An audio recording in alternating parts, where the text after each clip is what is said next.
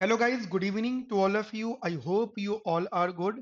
तो finally guys हमारा lecture number 2 आ गया है। इससे पहले मैंने आप लोगों को लेक्चर नंबर 1, जिसमें हम लोगों ने पहले तो थोड़ा सा सिलेबस को समझा था, फिर आपके जो प्रॉब्लम सेट डी स्कूल में मिलेंगे उनको मैंने आपको दिखाया था, फिर जो आपके मिड टर्म पेपर्स होते हैं वो बात करी थी, एंड टर्म पेपर्स के बारे में बात की थी। ठीक है, ये सारी डिस्कशन हम लोगों ने किए थे और अपना बेसिक से मतलब लेक्चर नंबर 1 हमने कंटिन्यू कर लिया था। तो उसमें मैंने आपको एक क्वेश्चन डिस्कस कर लिया था। ठीक है, अब लेक्चर नंबर 2 से हम लोग यहाँ पे डिफरेंट टाइप्स ऑफ प्रेफरेंसेस को समझेंगे। मैं एक बात आपको क्लियर करना चाहता हूँ, बेसिक्स का मतलब 12th क्लास वाला बेसिक्स नहीं है। जो आप लोग अपने इकोनॉमिक्स ऑनर्स में या अंडर ग्रेड में टफ सोचते थे, टफेस्ट पार्ट बोलते थे, वो आपके डी स्कूल के लेवल का बेसिक माना जाएगा। ठीक है, क्योंकि हो सकता है कि कुछ लोगों को इसमें भी डिफिकल्टी लगे कि सर ये जो आप करवा रहे हो ये भी बहुत टफ है। तो गाइस फिर तो मुझे पर्सनल मैसेज करना आप, उसमें मैं आपको फिर गाइड करूंगा कि कैसे आप प्रोसीड कर सकते हो। कि ये बेसिक्स है। ठीक है, अब इससे चीजें ऊपर ही जाएंगे, इसके नीचे नहीं जाएंगी। अब हम लोगों को पता है जैसे डिफरेंट टाइप्स ऑफ प्रेफरेंसेस। देखिए, प्रेफरेंसेस हमारे पास इकोनॉमिकली दो होते हैं। ठीक है, एक हम लोग कहते हैं कॉन्वेक्स प्रेफरेंस, एक हम लोग नाम लेते हैं कॉन्वेक्स प्रेफरेंस, एक होता है कॉनकेव प्रेफरेंस। ठीक है, तो we have generally two types of preferences, one is concave preference, another is the convex preference. अगर आप थोड़ा सा इकोनॉमिकली समझते हो तो हम लोग इकोनॉमिक्स में दो प्रकार के गुड्स की बात करते हैं। We are generally talking about the two type of goods. ठीक है, एक होता है मतलब कम्युनिटीज की बात मैं कर रहा हूँ, एक होता है गुड कम्युनिटी। गुड कम्युनिटी वो होता है जिसको कंज्यूम करने से आपकी यूटिलिटी इंक्रीज करती है। Okay with it. एक होता है बैड कम्युनिटी जिसको कंज्यूम करने से आपकी यूटिलिटी डिक्रीज होती है। मतलब एक को कंज्यूम करने से यूटिलिटी बढ़ती है तो उसे गुड कमोडिटी बोलोगे, और एक को यूज करने से कंज्यूम करने से यूटिलिटी कम होती है तो उसे आप बैड गुड बोलोगे, यानी डिस यूटिलिटी का नाम दोगे। अब हमारा ये मानना ये होगा कि जो भी कमोडिटीज कॉन्वेक्स प्रेफरेंसेस में होती हैं, they are always a good commodities. Good commodities का मीनिंग होता है बच्चा, that is marginal utility of that particular good is positive. मतलब अगर आप गुड एक्स की बात कर रहे हो तो कॉन्वेक्स प्रेफरेंस हमेशा उन गुड्स के लिए होता है या उन कमोडिटीज के लिए होता है जो गुड कमोडिटी होती है। गुड कमोडिटी का मतलब the marginal utility of that particular good is positive. वहीं अगर आप कॉनकेव की बात करते हो तो कॉनकेव में always use the bad commodities. Now what do you mean by bad commodity? Bad commodity का मतलब होता है the marginal utility of that particular good is negative. तो ये सिनेरियोज आप लोग अपने माइंड में रखना। अब अब जितने भी प्रेफरेंसेस समझोगे, जितने भी प्रेफरेंसेस आप लोग मेरे साथ में सीखोगे, सिर्फ दो प्रेफरेंसेस को छोड़कर बाकी सब के सब कॉन्वेक्स होंगे। मैं आपको पहले ही वो दो बता देता हूँ। एक आप यूटिलिटी कहीं पर देखोगे लिखी हुई, that is a x square b y square. कहीं पर अगर आपने देखा है preference utility is equals to a x square plus b y square, then आप उसको नाम दोगे कॉनकेव प्रेफरेंस, और वो जो कम्युनिटीज होती हैं वो बैड कम्युनिटीज होंगी। जो बैड की खास बात क्या होती है, क्या rational consumer never consume both at a time. मतलब अगर कम्युनिटी बैड है तो ऑलवेज अ कॉर्नर सोल्यूशन, मतलब कुछ भी हो जाए, we never consume both goods at a time. तो वो कॉनकेव प्रेफरेंस की खास बात होती है, वो भी मैं सिखाऊंगा आपको हल्के हल्के करके। अच्छा, मैं ऐसे क्यों बात कर रहा हूँ, देखो मैंने जैसे ये प्रेफरेंस की बात की, और आप लोग अपना अगर ये प्रॉब्लम सेट देख लेते हो, मैं एक बार आपको इसकी शक्ल दिखा देता हूँ। मुझे बताओ, अगर आप शायद देख पा रहे हो, ये आपका प्रॉब्लम सेट ही है। इसका ये वाला क्वेश्चन देखो, x one square plus x two square. आपको क्या सॉल्व करना है, मार्जिनल और हिक सॉल्व करना है इकोनॉमिकली। पर this is what x one square plus x two square. तो ये कौन सा प्रेफरेंस हो गया, दिस इज कॉनकेव। ये आपका प्रॉब्लम सेट है, और यही आपका पीवाईक्यूज में भी होता है डी स्कूल की। ठीक है, तो मैं आपको जनरली ये सिखाऊंगा इसके बारे में, that how to solve and इसका मतलब होता है क्या है। एक तो प्रेफरेंस हो गया ये वाला, मतलब आप इसको नंबर वन कह सकते हो। Number two is utility is equals to max of a x comma b y. क्या बोला मैंने? This is basically the max of a x comma b y, a x comma b y. यहाँ तक मेरी बात आपको समझ में आती है? तो इन दोनों क्वेश्चंस को सॉल्व करने का तरीका थोड़ा डिफरेंट होगा, और कॉन्वेक्स को सॉल्व करने का तरीका डिफरेंट होगा। क्लियर? सॉल्व मुझे हमेशा दोनों चीजें करनी होंगी, मतलब मेरे को मार्शेलियन डिमांड भी सॉल्व करना है यहाँ पे, ठीक है, एंड मेरे को यहाँ पे हिक्सन डिमांड भी सॉल्व करना है। मतलब अब मेरी आने वाली जो 2 क्लासेस और होंगी, मतलब आज वाली क्लास, इसके बाद की एक क्लास और उसके बाद की एक और क्लास, ठीक है, तो टोटल 3 क्लासेस जो होंगी वो मार्शेलियन और हिक्सन को सॉल्व, उनके सॉल्यूशन पर बेस्ड होंगी। ठीक है बेटा, मैं उसको सॉल्व करूंगा इन 3 क्लासेस में, आपको एटलीस्ट समझ में आ जाएंगी बात। तो जब मैं बात करता हूँ, मान लीजिए मैं हेडिंग यहाँ पे लिख रहा हूँ कॉन्वेक्स प्रेफरेंसेस की, तो जनरली हमने बोला सर कॉन्वेक्स प्रेफरेंस। अब कॉन्वेक्स प्रेफरेंसेस कौन कौन से होते हैं? मैंने आपको बोला कि गुड कम्युनिटीज होती हैं, ठीक है। गुड कम्युनिटीज में मतलब एक यूटिलिटी होगी, आप एक्स की पावर अल्फा वाई की पावर बीटा, अभी हम इजी वे में समझ रहे हैं, इसको आप लोग वेल बिहेव्ड प्रेफरेंस बोल सकते हो, या फिर इसको आप कॉब डगलस भी कह सकते हो। कॉब डगलस की खास बात बस एक हो जाती है कि ये जो अल्फा प्लस बीटा होता है, जैसे मैं आपको एग्जांपल दूं, देखिए देखिए alpha plus beta is greater than 1, तो आप इसको वेल बिहेव्ड बोलेंगे। Alpha plus beta is less than और इक्वल्स टू 1, तो आप इसे कॉब डगलस बोलोगे। क्लियर है मेरी बात? मैं रिपीट कर रहा हूँ फिर से, अल्फा प्लस बीटा एक से ज्यादा है तो उसे आप वेल बिहेव्ड बोलोगे। अल्फा प्लस बीटा का सम एक या एक से कम है तो आप उसे कॉब डगलस बोलोगे, दोनों होंगे कॉन्वेक्स प्रेफरेंस। अब जनरली होता क्या है कि जो अल्फा और बीटा है, these are the strictly positive values, but x and y are the weakly positive values, so that utility is also weakly positive. इसे हम नाम देते हैं वीक प्रेफरेंस। जब आप लोग पढ़ोगे ना, मतलब कॉलेज में, तो आपको ये टर्म लिखा हुआ होगा weak preference. Weak preference is economically good, weak preference is economically efficient. Weak preference का मतलब होता है कि your consumption set always lies in the first quadrant, मतलब this is the your consumption set. मतलब आप एक बार बताओ, इफ यू से दैट के सर हमारा जो एक्स वाई है वो वीकली पॉजिटिव है और यूटिलिटी भी वीकली पॉजिटिव है, then our utility may be zero may be positive but never be negative. तो यू ऑलवेज टॉक अबाउट कि हम लोग हमेशा यूटिलिटी फर्स्ट क्वाड्रेंट में लाइक करेंगे, आपकी यूटिलिटी हमेशा फर्स्ट क्वाड्रेंट में होगा, इंक्लूडिंग दी बाउंड्रीज। क्लियर है मेरी बात? Including the boundaries, because sometime the agent wants the zero utility, ठीक है। जीरो यूटिलिटी की बात हम लोग यहाँ पे कर रहे हैं। और दूसरी चीज x and y we assume that they are good communities, ठीक है। अच्छा, दूसरी चीज, पहली बात जो आपका प्रेफरेंस है वो ट्वाइस डिफरेंशिएबल भी है। क्यों? अगर आप इसको देखते हो, इतनी मैथ जानते हो, तो आप इसको डिफरेंशिएट करोगे एक्स के रिस्पेक्ट में, फिर आप इसको एक बार और डिफरेंशिएट करोगे तो ये जीरो नहीं बनेगा ना, ये कांस्टेंट बनेगा। इसलिए तो मैथ आप लोग जानते हो ना, इट नेवर बी जीरो और कांस्टेंट, तो ये ट्वाइस डिफरेंशिएबल है। और दूसरा ये कॉन्वेक्स प्रेफरेंस है, मतलब कॉन्वेक्स प्रेफरेंस और ट्वाइस डिफरेंशिएबल है। तो जब ये दोनों प्रॉपर्टी सेटिस्फाई होती है, तो क्या आप इसको सॉल्व करते हुए क्या लैग्रांज मल्टीप्लायर यूज नहीं कर सकते? बिल्कुल करेंगे। तो हमेशा कार्व डगलस या वेल बिहेव्ड में you always use the Lagrange multiplier. एक बात हो गई। अब हम लोगों को ये बात पता है कि सर अगर हम इसका एमआर निकालते हैं तो फॉर्मूला होता है एम यू एक्स अपॉन में एम यू वाई, यानी marginal utility of x upon marginal utility of y. ये बात करते हैं अपन लोग।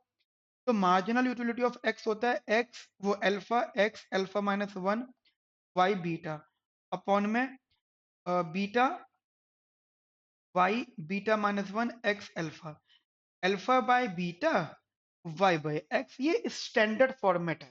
अरे एक बात दिमाग में रखना, जितनी भी चीजें सीखनी है वो स्टैंडर्ड फॉर्मेट पे सीखना आप लोग, ठीक है। स्टैंडर्ड फॉर्मेट जैसे जैसे आप कोई भी व्हीकल चलाना सीख रहे हो, है ना, कोई भी व्हीकल चलाना सीख रहे हो, तो आप एक स्टैंडर्ड फॉर्मेट पे सीखोगे, एक स्टैंडर्ड रोड पे सीखोगे, मतलब मोस्टली आपको रोड कौन सा मिलने वाला है। ऐसा थोड़ी कि पहले दिन आप ऊबड़ खाबड़ रोड पे खड्डों भरे रोड पे आप व्हीकल चलाना सीखोगे या गाड़ी चलाना सीखोगे, तो ऑब्वियस सी बात है आपको आएगी ही नहीं। तो मैं कभी भी शुरुआत में वो डिफिकल्ट चीज़ नहीं लेकर आता या वो चीज़ें नहीं लेकर आता जहाँ पे उथल-पुथल ज़्यादा है। ये स्टैंडर्ड फॉर्मेट है। हाँ, जितना आप स्ट्रॉन्ग यहाँ सीख जाओगे, फिर क्या होगा जब हम लोग आगे जाएँगे, एडवांस चीज़ों पे जाएँगे तो वहाँ पे 100% डिफ़िकल्टी नहीं होगी, मैक्सिमम 70-80% तो आपका बेसिक्स ही कवर कर देगा, 20% आपका एडवांस लेवल होगा, वो हम सीख जाएँगे, ठीक है? अब देखिए ये एमआरएस हो गया। अब अगर मैं एमआरएस पे मान लीजिए मैंने x एक्सटेंड्स टू 0 करा, मतलब alpha by beta, y by x limit लगाया वेयर x एक्सटेंड्स टू 0 करा, दैट बिकम्स इन्फिनिटी। मानते हो इस बात को? सिमिलरली लिमिट ये limit MRS x extends to infinity alpha by beta y by x और x extends to infinity to it 0। तो अगर ये दोनों चीजें सेटिस्फाई होंगी तो आप नाम दोगे कि इनाडा कंडीशन सेटिस्फाई। ठीक है, ठीक है, इनाडा कंडीशन यहाँ पे सेटिस्फाई हो गई। इतना रूल आपको क्लियर होता है? अच्छा, अब हमें आगे कैसे करना है, मतलब ये चीज हमने समझ गए, यानी अब हम लोग इसका ऑप्टिमम वैल्यू सॉल्व करेंगे। नाउ अगर इनाडा कंडीशन सेटिस्फाई होती है तो जो सोल्यूशन होता है that is solution is always interior. ठीक है, मतलब ये इंटीरियर सॉल्यूशन का प्रूफ होता है। क्लियर है मेरी बात? अगर आप ये चाहते हो कि एग्जामिनर आपको मतलब ये पूछ रहा है कि इंटीरियर सॉल्यूशन है या नहीं है, तो उसके लिए आपको इनाडा कंडीशन को सेटिस्फाई करना पड़ेगा। Now if solution is interior then you can use the Lagrange multiplier, और now you can say that कि सर अब हमारी जो नेसेसरी कंडीशन थी वो सेटिस्फाई हो जाएगी, that is M R S is equals to price ratio. समझ में आई मेरी बात? क्योंकि अगर आपको लास्ट क्लास की मैं बात करता हूँ तो लास्ट क्लास के अंदर भी आप एक सिचुएशन पे पहुंचे थे, वो ये थी ये वो सिचुएशन थी M R equals to price ratio. तो ये सिचुएशन वैलिड कब होगी? जब आपकी यहाँ पे इनाडा कंडीशन सेटिस्फाई होगी, फिर ये वैलिड होगी ये वाली इक्वेशन। फिर आप क्या करोगे, यहाँ से सॉर्ट आउट करोगे वाई की वैल्यू और फिर उसको बजट कंस्ट्रेंट में प्लॉट कर दोगे। हाँ, अगर अब ऐसा नहीं होता तो मेथड थोड़ा यहाँ पे डिफरेंट हो जाएगा। क्लियर है मेरी बात? चलो अब मैं इसको सॉल्व करता हूँ। देखिए ये क्वेश्चन मैंने आपके लिए सॉल्व किया था, अगर आपको याद हो। मैंने इसको ऐसे किया था, मैंने यहाँ पे लेग्रांज मल्टीप्लाई लगाया था, यूटिलिटी लगाया था एक्स की पावर अल्फा वाई की पावर बीटा प्लस का लैम्डा एम माइनस का पी वन एक्स माइनस का पी टू वाई। ठीक है दोस्तों, फिर हमने इसको सॉल्व किया था, याद करो एक्स की वैल्यू आई थी which is a function of price and income, that is alpha m upon में alpha plus beta and p one. ऐसी y की वैल्यू आई थी p comma m, that is beta m upon में alpha plus beta into p two. Clear है मेरी बात आपको? तो ये हमारी x की वैल्यू और ये हमारी y की वैल्यू, तो ये दोनों वैल्यूज हमने अलग अलग सॉल्व कर ली। ये लास्ट क्लास तक हम लोग कर चुके थे। अब इसके आगे मुझे आपको सिखाना है Hicksian demand. Now solve for Hicksian demand by using Marshallian demand. ये क्वेश्चन पेपर में आता है क्योंकि उन्होंने क्या बोला, मार्शेलन और हिक्सन दोनों को सॉल्व करो। ठीक है, मैंने बोला ना आपकी ये क्लास और इसके बाद की दो क्लास हमारी मार्शेलिन और हिक्सन के ऊपर बेस्ड होंगी। जैसे कि मैंने आपके साथ डिस्कस किया है, मैं आपको यहाँ पे मार्शेलन और हिक्सन दोनों चीजें सिखाऊंगा। तो मार्शेलन तो मैंने सिखा दिया था आपको, अब हम लोग यहाँ पे हिक्सन के बारे में समझेंगे। अब हिक्सन के लिए क्या करना है, और हिक्सन आप लोग लिख रहे हो ना मेरे साथ में ना? एक बात दिमाग में रखना, अभी आपका कॉलेज में पढ़ाई शुरू हो जाएगी, ये सेशन ध्यान रखना ये तब इम्पोर्टेंट नहीं होंगे जब कॉलेज में पढ़ाई शुरू हो गई। आफ्टर द मंथ आपका फिर ये चीजें नहीं सीखनी, फिर आपको एडवांस लेवल से सीखना है। इफ यू एज्यूमिंग दैट कि अभी तो शुरुआत हुई है, अभी तो हम क्या ही करेंगे, छोड़ो ना हम लोग अपना खुद कर लेंगे, कुछ नहीं होता। वो जो कहते ना कि देखा जाएगा, कुछ नहीं देखा जाता या देख ही नहीं पाते आप लोग। वो दौड़ ही नहीं आ पाता। गलती नहीं करनी है, एक स्टेप स्टेप फॉलो करना। सबसे पहले पुट दी मार्शेलियन डिमांड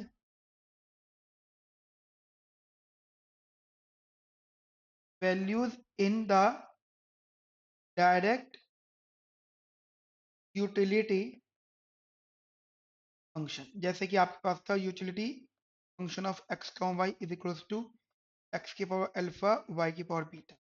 आपने एक्स की जगह पे रख दिया अल्फा एम अपॉन में alpha plus beta to the power e one इसकी पावर अल्फा। मतलब मतलब ये पावर नहीं है, ये ऐसे क्लियर कर देता हूँ।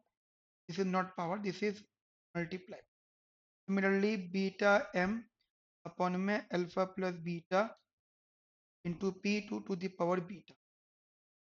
समझ में आई मेरी बात इतनी? अब आपको क्या करना है, यूटिलिटी इज इक्वल्स टू, एक बात तो तुम शायद पहचान गए हो, समझ गए हो कि आपका एक्स रिप्लेस हो गया। अब इनकम कांस्टेंट होती है पर्टिकुलर टाइम पीरियड पे, प्राइजेस कांस्टेंट होते हैं, इनकम कांस्टेंट होती है, प्राइजेस कांस्टेंट होते हैं। Alpha beta are also the constant values so that the entire value is become constant. यानी जो आप कांस्टेंट यूटिलिटी की बात कर रहे हो, मतलब यू बार हो गया। अब देखिएगा अल्फा अपॉन में alpha plus beta into P one to the power alpha एक जगह रखा मैंने, अल्फा प्लस इधर आएगा बीटा अपॉन में alpha plus beta to the power P two इधर रखा मैंने टू दी पावर बीटा, और यहाँ पे रखा है M to the power alpha plus beta. डरना नहीं है, घबराना नहीं है, ये बेसिक है। आप बोलो सर बेसिक कितना एडवांस लग रहा है, नहीं एक्चुअली है क्या, जो डी स्कूल का टॉपिक समझना चाहते हो तुम, उसके समझने की बेसिक रिक्वायरमेंट्स होती है, ये वो है। ठीक है, ये वो बेसिक रिक्वायरमेंट है। ठीक है बेटा, ठीक है। अच्छा, अब एक काम करते हैं, जरा ध्यान से समझिएगा। पहली बात, ये जो यू बार है इसको मैंने यहीं रखा। ठीक है, ये अल्फा अपॉन में alpha plus beta into P one की पावर अल्फा, बीटा अपॉन में अल्फा प्लस बीटा। एक काम करते हैं, U bar into alpha plus beta to the power p one upon में अल्फा की power alpha, alpha plus beta upon में beta to the power beta यहाँ पे रखा, और इज इक्वल्स टू एम की पावर अल्फा प्लस बीटा मैंने as it is रखा। क्लियर, अल्फा प्लस बीटा को एम इज इक्वल टू रखा मैंने, ये U bar alpha plus beta to the power alpha plus beta into P one की power alpha P two की power beta upon में alpha की power alpha beta की power beta की whole power one upon में alpha plus beta. आप लोगों से ये क्या हो रहा है हमारे साथ? आप कुछ नहीं करो, अब यहाँ से खुद सॉल्व करो, मतलब यहाँ से you will try by yourself. ये आएगा। अब ध्यान रखना, ये जो m है, दैट m इज व्हाट, ये जो m है ये क्या है, पहले मैं एक एक करके चीजें क्लियर करता हूँ। ये जो आपने निकाला था, दिस इज u बार, और इसको आप नाम दोगे indirect utility function, number one thing. और ये जो आपने सॉल्व किया है m, you can give name is e, this is the minimum expenditure. so you can say that E is equals to U bar bracket में alpha plus beta to the power alpha plus beta P1 की power alpha P2 की power beta upon में alpha की power alpha beta की power beta to the whole power 1 upon में alpha plus beta. Now अब आप क्या करो, आप सिंपली, मतलब क्योंकि एक बहुत एडवांस कैलकुलेशन है, आप सिंपली अपने एक्सपेंडिचर को डिफरेंशिएट करो with respect to P1, then you will get the x value, and this is the Hickson demand and this is a function of prices or constant utility। अगर मैं गलत हूं तो बताओ, क्योंकि अगर आप इसको डिफरेंशिएट करोगे तो P1 की पावर अल्फा है, तो P1 यानी प्राइस भी रहेगा यहाँ पे, और यहाँ पे U बार भी है तो यहाँ पे U बार भी रहेगा। मतलब डज कैलकुलेशन पे स्ट्रेसफुल मत हो, ये देखो वैल्यूज क्या आएंगी, ये P1 की पावर अल्फा है तो P भी रहेगा, U बार गिवन है तो U बार भी एज इट इज रहेगा। जो भी अगर आप एक्सपेंडिचर को डिफरेंशिएट करते हो P1 के रिस्पेक्ट में, you will get the Hickson demand of good x. ये वो हिक्सन डिमांड है that is solved by using the Marshallian demand, and also this is the basic level. Again, if you differentiate it with respect to P2, then you will get YH function of prices and U bar. हम economics की language में इसको नाम देते हैं shepherd lemma.